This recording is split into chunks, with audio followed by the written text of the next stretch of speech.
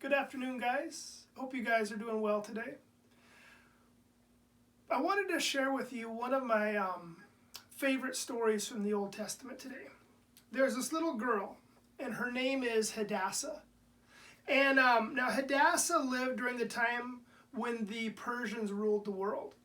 And so this was probably, the story took place during the reign of Xerxes, early in the 4th century BC, probably around 480-ish.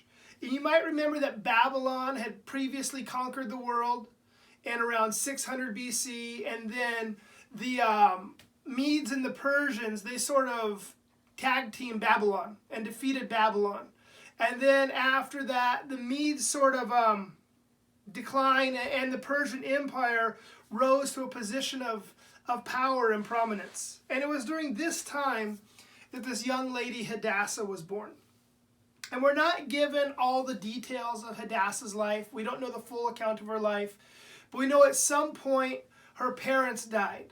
And she went to live with, it was probably her uncle. The grammar's a little unclear. It could have been a male cousin or an uncle. But she goes to live with probably her uncle Mordecai.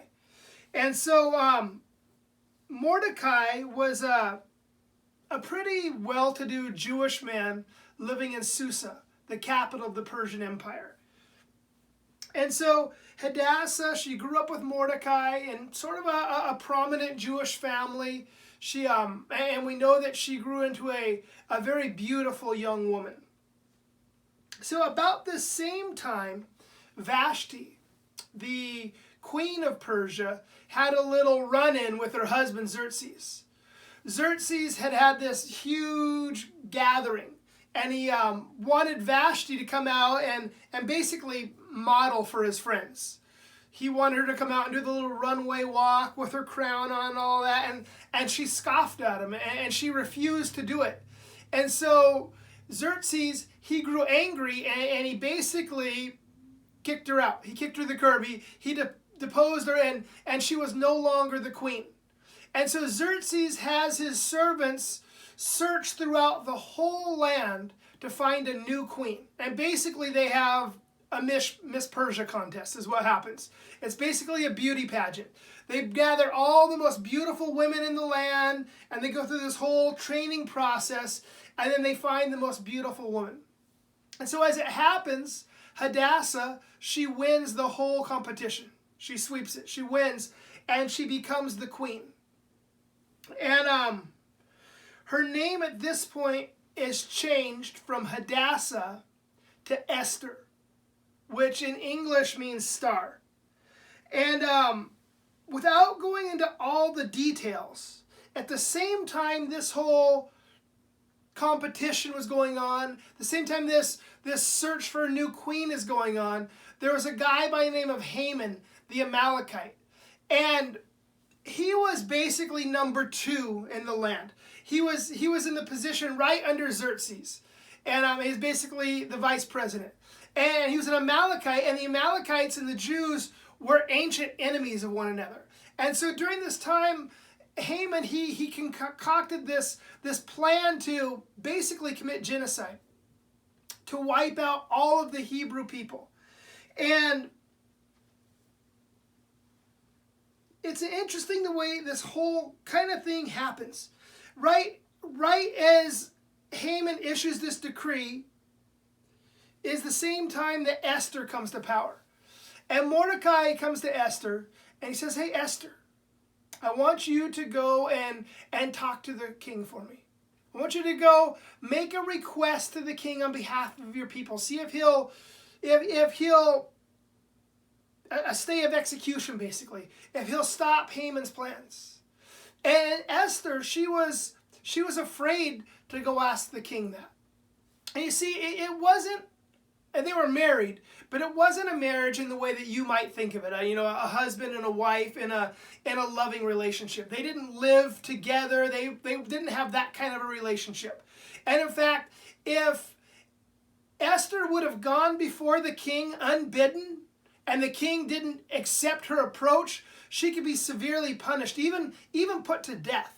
And so Hadassah, Esther, she was afraid to go to the king. And so her uncle, he says something sort of profound to her.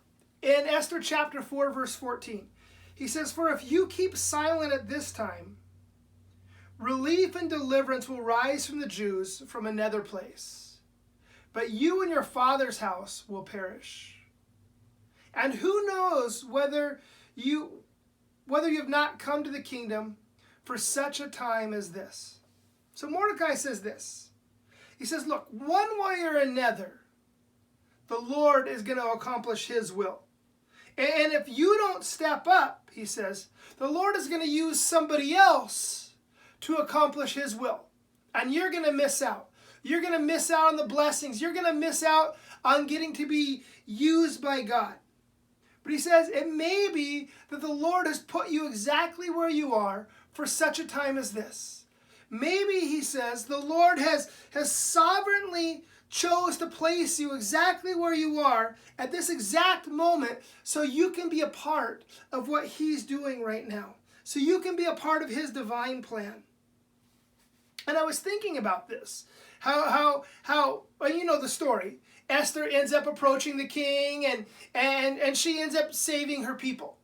And I was thinking about the story, how she was placed in that exact right place and that exact right time so that she could accomplish the will of God.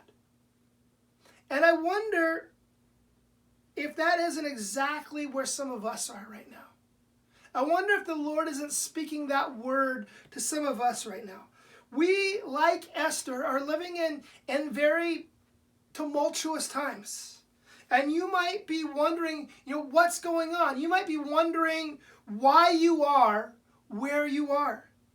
And can I suggest that the Lord has you exactly where he wants you to be right now? If you're walking with him and you're in obedience to him, you're exactly where he wants you to be right now. And remember this, he is in control of all things at all times. And he may have you exactly where you are for such a time as this, because he wants to use you.